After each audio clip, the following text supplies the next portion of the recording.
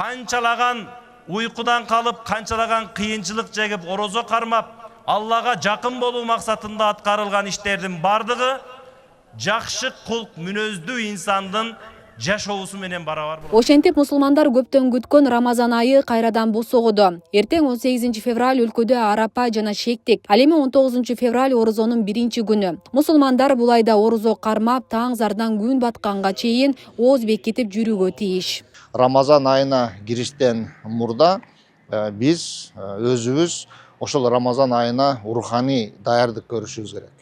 Эң биринчи Алла Таалага болгон таквалык, кандайдыр бир кемчиликтер болгон болсо, аларды жоюу, ушул Рамазан айында мен өзгөрөм деген өзүбүзгө берген убада, ошондой эле пайгамбарыбыз дагы Рамазан айынын кириши менен өтө кайрымдуулук иштерди көп жасаган.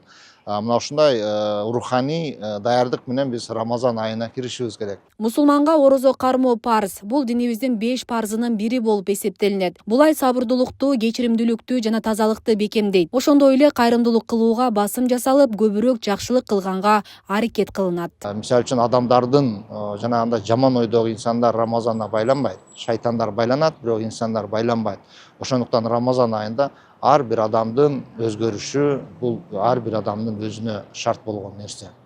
Рамазан айында Алла Тааланын рызкы эштери кенен ачылат. Бул жерде бир эле максат ачка жүрүү эле бул максат эмес. Ошол ачка жүрүүдөн негизги берилген буйрук, тапшырма ошол жанагындай колу кошуна, бейбичара, жетим мискин, жесир жана башка инсандар орозо эмес маалда дагы алар ошол орозодой ошондой мусибаттын үстүнө жашап келишет. Биз ошолардын жашоосун сезип, ошолар менен наныбызды, рызкыбызды тең бөлүшүп, аларга дагы мээримдүү кучагыбызды ачып, Алла Тааланын алдында бардыгыбыз тең болуп, мына ушундай ибадаттын үстүндө болушубуз керек. Ал эми зекет, битир садага электрондук капчык аркылуу берилет. Ар бир район айылдардагы мечиттерде QR коддор коюлган. Белгилүү болгондой бул акчалар атайын түзүлгөн комиссиянын көзөмөлүндө социалдык жактан аз камсыз болгон үй бүлөлөргө таркатылат. Буудайдын ошол наркы 37 сом 50 тыйын орточо баа алып 60 сом деп эсептешиптир.